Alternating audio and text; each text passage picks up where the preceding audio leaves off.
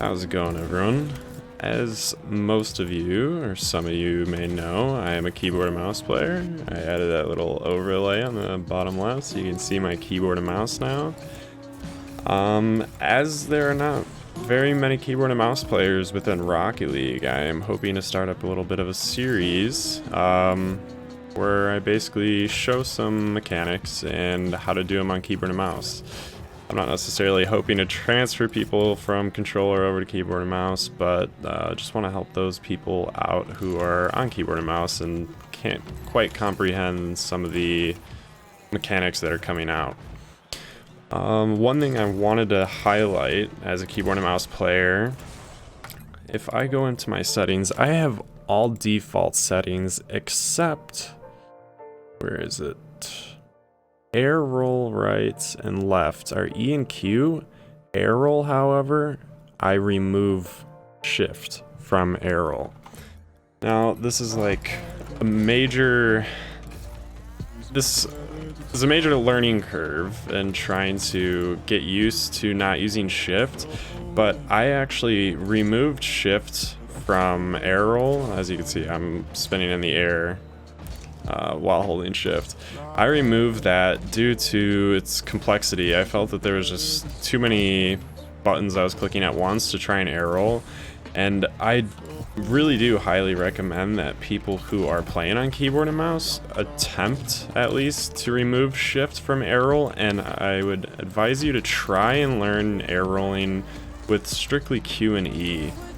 I know that is a big change, but I think it's definitely worth it. I don't know if other keyboard and mouse pro players will agree, but from my, 3,000 hours, I feel like that was one of the best decisions I have made, because being able to do things like that, flip stall instantly, is just a lot easier when you only have to click 2 buttons.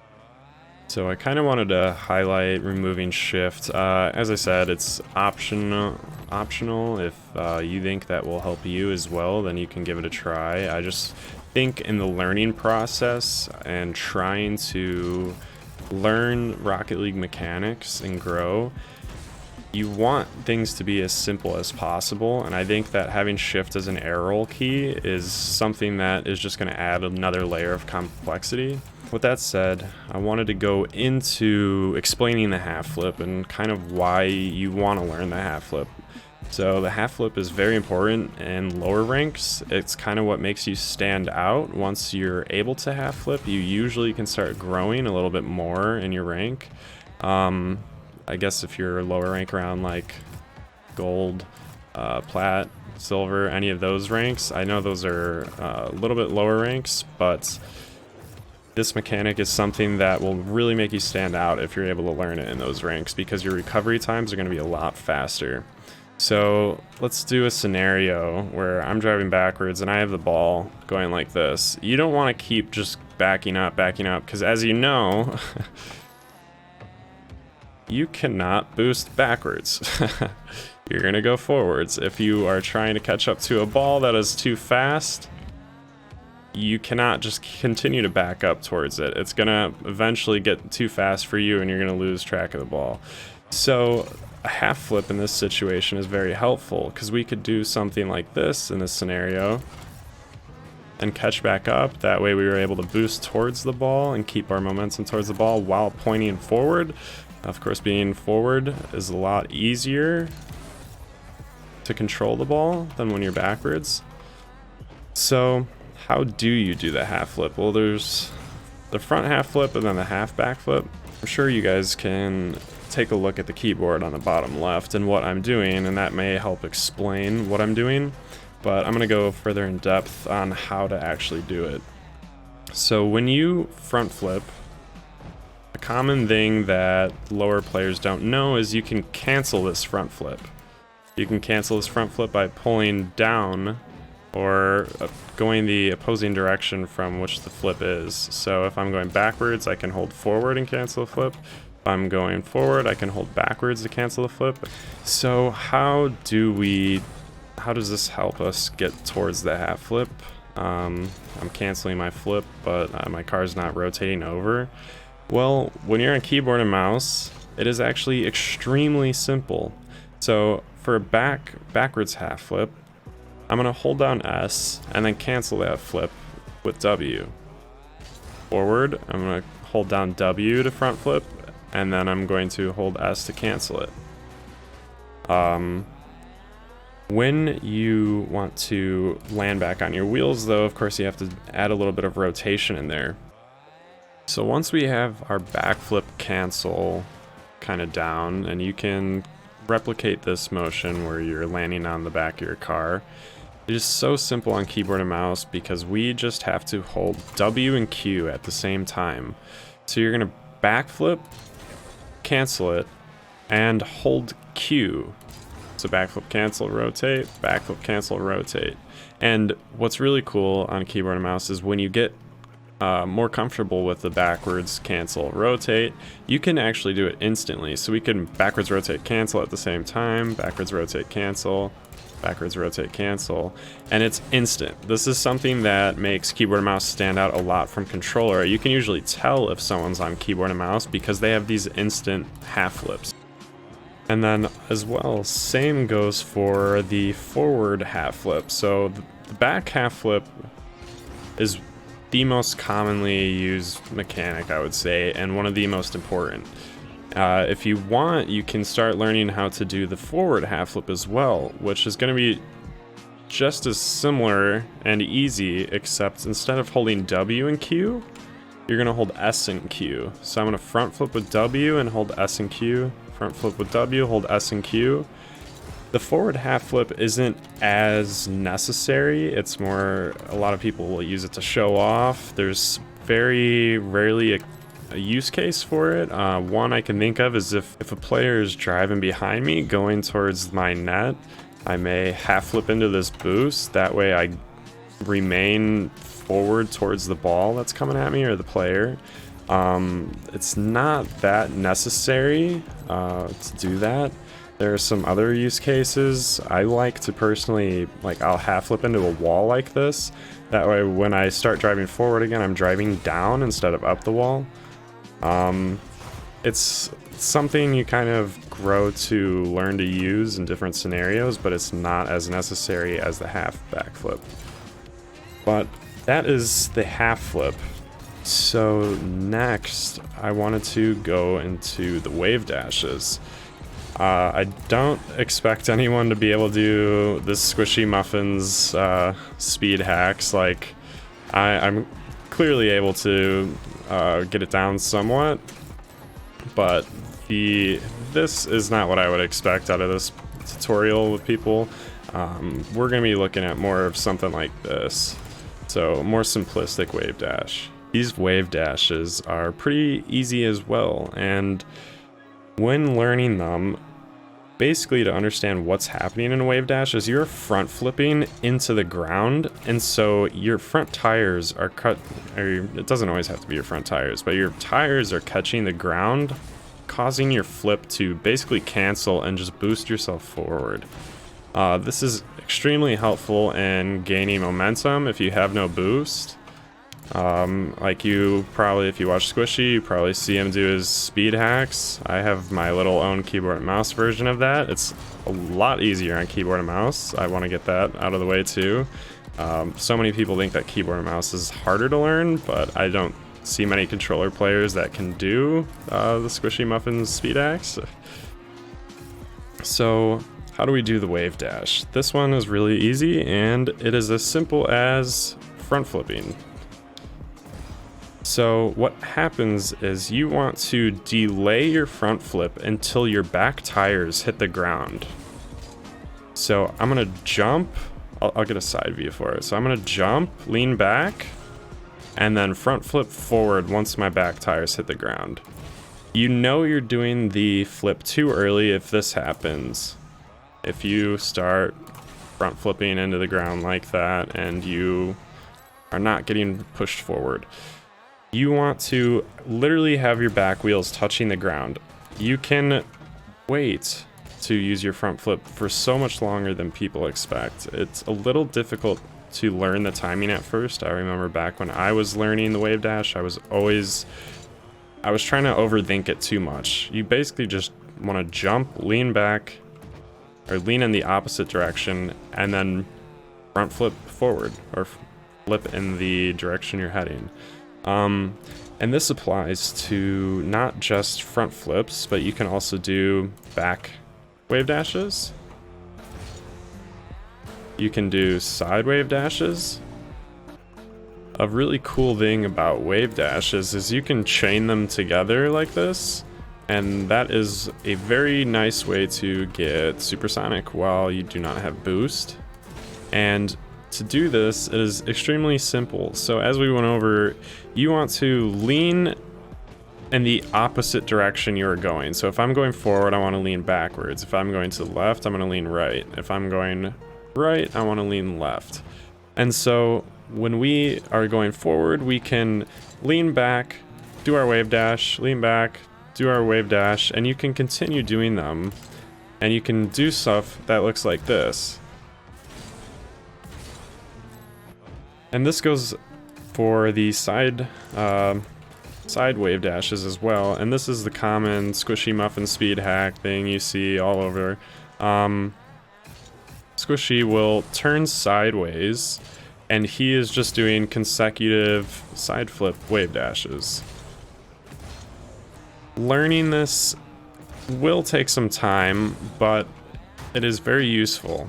So to do this sort of chained wave dash sideways, we're gonna hold shift the entire time. Don't let go of your drift key, because if you do, you're gonna have this happen where you stick. You don't want to stick into the ground. You want to be able to drift towards the direction you're going. So when we chain these wave dashes, I'm messing it up, trying to watch it. But you can, when you land, I'm double clicking. And when I'm doing that, it's wave dashing me and then jumping. Wave dash, jump, wave dash, jump, wave dash, jump. And so chaining these together is going to give you a lot of speed.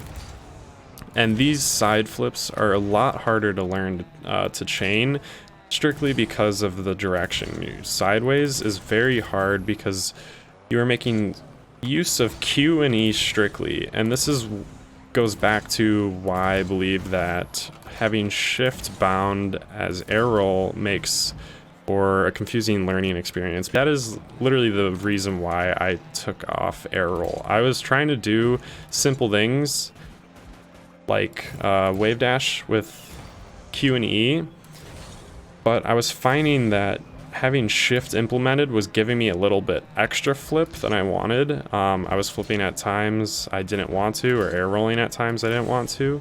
So removing that will really help in learning these chain wave dashes. So to recap, kinda, if I want to do these chained wave dashes to my left all the way, I'm gonna jump, air roll right, so I'm leaning in the opposite direction, and then I'm gonna flip by holding Q and then right clicking. So I'll go for a side view. I'm gonna jump, lean, and then flip in the other direction. This is really hard to do without looking the right way, but this goes for both directions. So if I want to go to the right, I can jump, lean left, and then flip right. So jump, lean left, flip right, jump, lean left, flip right. And you can do that pretty much as soon as you land each time. Sometimes you have to learn the timing, and that is the hardest part about some of these mechanics, is the timing, but with practice, it becomes second nature. So the reason I decided to do half flip, wave dash, and then chain wave dashes as the first mechanics to learn is because those mechanics are helpful in learning recovery. So you may question why I would want to show you something on recovery before, like, a flick, learning how to shoot the ball. And it's because recovery and being able to maneuver the field comfortably is one of the most important things in growing in rank. If you can maneuver the field the way you want to and be able to, say, half flip towards the ball in a certain direction, you speed up going one way when you have no boost, Those are things that will greatly help you improve, and you have to know those before you can learn shooting and other things. It's almost like a prerequisite. Like if you know how to shoot the ball, but you don't know how to get to the ball, how are you going to shoot it? And I know, yes, you can probably drive towards the ball without needing a half flip or wave dash, but those two mechanics will greatly help you in the speed of getting to the ball. And so now I kind of want to go over some various flicks that you can learn when you are getting into Rocket League. So a flick is when you have the ball on top of your car and you simply flip in a direction, popping the ball into the air. So you can front flip flick, and that is a bad example. Flicks are very interesting to learn because the main focus that you need to have when you are trying to flick is the position of the ball on your car. So if I want to flick to the back right like this, I need the ball to be on the back. I need the ball to be on the back right of my car. So I flipped backwards, the ball was on the back side of my car. Let's see if I can try and recreate that one example. So back right of my car, and then I can backflip to the right. So the position of the ball on your car when you flick is one of the most important things in understanding how to flick. Because the flips are easy. I'm front flipping, I'm diagonal flipping, I'm back diagonal flipping, back flipping. You probably know how to do those by now, but getting the ball to go along with the flip is one of the hardest parts. So let's start with a diagonal flick. So I'm gonna have the ball on the front right side of my car, as I said. So you want to have the ball in the direction you're trying to flick, because what happens is the back side of your car is going to come around to that position and then give it that boost forward. So I'm gonna have it on the front right, and then I'm gonna front flip or diagonal front flip. I can have the ball on the front left. I can diagonal left flip. Same goes for side. I can have the ball on the side of my car and I can flip it to the left, but sometimes these side flip flicks are a little harder because you need it even further to the right or further to the left. But the front flip flick, of course, you get the ball just hovering on the front side of your car. So a common mistake is doing this, where you have the ball right in the middle and you try and flip. Yes, you have the ball on your hood and you're flipping, but it's not going anywhere, and it is because when you are jumping, you're doing your initial jump before your front flip, you're popping the ball straight up and it's getting out of your reach of the backside of your car. So you can take these flicks to the next level. I mean, there's a bunch of different ways you can trick people. You can add little rotations in there. That's like, I want to say that's the tornado flick, where you kind of rotate and then do the diagonal backflip. And those are a little bit more complex. I won't go over them fully in this video because that's not necessarily a beginner thing, because if you know how to flick like that, do a front flip flick, side flip, or diagonal flick, any of those are just as good as like a tornado flick. The only thing different is maybe this is a little bit more flashier. You get a little bit more power than a different flick. I may eventually get to doing tutorials like the breezy flick tutorial, but as of right now, I'm just gonna keep the flicks simple. These type of flicks aren't always the best, so knowing your default kind of simplistic flicks is gonna be one of the most important things. You can add flash later. So I'm gonna be making a bunch more tutorials like these. This is just kind of, I was hoping to do a beginner basics and kind of an introduction to the series. I'll definitely get to working on things like air dribbling, ceiling shots, flip resets. I want to kind of expand the keyboard and mouse community, and I think it would be pretty cool to make tutorials and help people out. In the future, these videos will definitely be a lot shorter. This video is just longer because it's for beginners. The intent of this video is to strictly inform people just getting the game and people who don't really know what they're doing.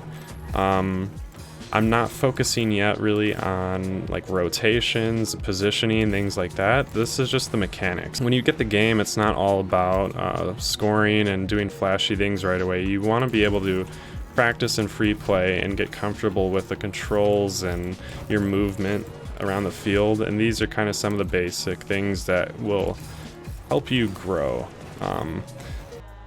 So I'm hoping to just kind of have that mindset that the more simplistic my explanation is, the easier it will be to learn.